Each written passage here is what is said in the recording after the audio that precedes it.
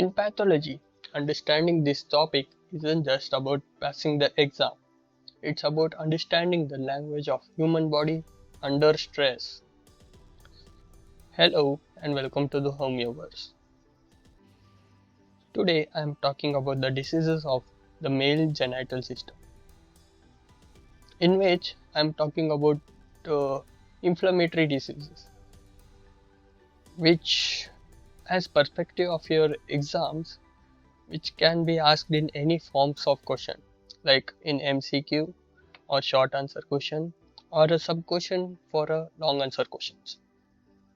So if you don't master inflammation, you can't truly understand how any diseases starts or heals. That's why today firstly we'll talk about inflammatory diseases. Before starting, you should be knowing the anatomy of the male genital system and the testes and actually the whole male reproductive system. Starting with inflammatory diseases. There are two terms called orchitis and epididymitis. Orchitis refers to the inflammation of testes and epididymitis inflammation of epididymis.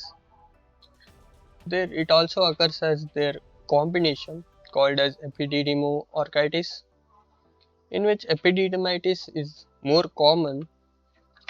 There are few important types of inflammatory diseases and we are discussing that today.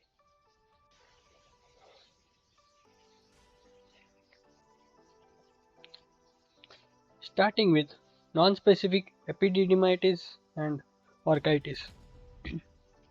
Non-specific epididymitis and orchitis, or their combination, may be acute or chronic. It can occur in both forms. The common routes of spread of this infection are via vas deferens and lymphatics and hematogenous routes. So, more frequently, the infection is caused by the urethritis, cystitis, prostatitis, and seminal vesiculitis. Other causes may be mumps, smallpox, dengue fever, influenza, pneumonia, and filariasis. The common infecting organisms in sexually active men under 35 years are Neisseria gonorrhea, chlamydia trachomatis, whereas in old individuals, the common organisms are urinary tract pathogens like E. coli and Pseudomonas. Pathology of non-specific epididymitis and orchitis. In the gross appearance, acute cases, the testicle is firm, tense, swollen, and congested. There may be multiple abscesses, especially in gonorrheal infection. But in chronic cases, there is usually variable degree of atrophy and fibrosis. Histologically, in acute orchitis and epididymitis are characterized by congestion, edema, and diffuse infiltration by neutrophils, lymphocytes, plasma cells, and macrophages, or formation of neutrophilic abscesses. In acute inflammation may resolve or may progress to chronic form. In chronic epididymo-orchitis, there is a focal or diffuse chronic inflammation, disappearance of seminiferous tubules, fibrous scarring, and destruction of interstitial Leydig cells. In such cases, usually result in permanent sterility. So the next topic we are moving into is granulomatous orchitis, which is autoimmune disease. Is a non-tubercular granulomatous orchitis is a peculiar type of unilateral painless testicular enlargement in middle-aged men that may resemble a testicular tumor clinically. The exact etiology and pathogenesis of this condition are not known, though an autoimmune basis is suspected. You should be knowing about granuloma before starting.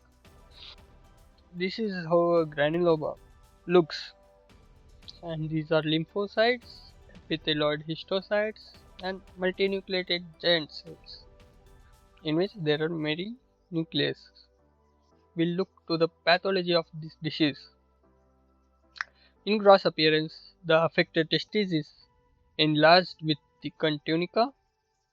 The cut section of the testicle is greyish white to tan brown. Histologically, there are circumscribed non-caseating Histologically, there are circumscribed non-caseating granulomas lying within the seminiferous tubules. These granulomas are composed of epithelioid cells, lymphocytes, plasma cells, and some neutrophils with multinucleated giant cells also. The origin of the epithelioid cells is from Sertoli cells lining the tubules. The tubules show peritubular fibrosis which merges into the interstitial tissue that is infiltrated by the lymphocytes and plasma cells. Next, we are looking into tuberculous epididymoarchitis. Tuberculosis invariably begins in the epididymis and spreads to involve the testis. Tuberculous epididymoarchitis is generally secondary tuberculosis from elsewhere in the body. It may occur either by direct spread from genitourinary tuberculosis such as tuberculous seminal vesiculitis, prostatitis, and renal tuberculosis, or may reach here by hematogenous spread of infection such as from tuberculosis of the lungs. So primary genital tuberculosis is a rare condition. If we see the pathology of this disease in a gross appearance, it is a discrete yellowish caseous necrotic areas are seen. Microscopically, numerous tubercles which may coalesce to form large caseous mass are seen. Characteristics of typical tubercles such as epithelioid cells, peripheral mantle of lymphocytes, occasional multinucleated giant cells, and central areas of caseation necrosis are seen. Numerous acid-fast bacilli can be demonstrated by Ziehl-Neelsen staining method. The lesions produce extensive destruction of the epididymis and may form chronic discharging sinuses on the scrotal skin. In late stage, the lesions heal by fibrous scarring and may undergo calcification. So the next inflammatory disease is known as spermatic granuloma. Spermatic granuloma is the term used for development of inflammatory lesions due to invasion of spermatozoa into the stroma.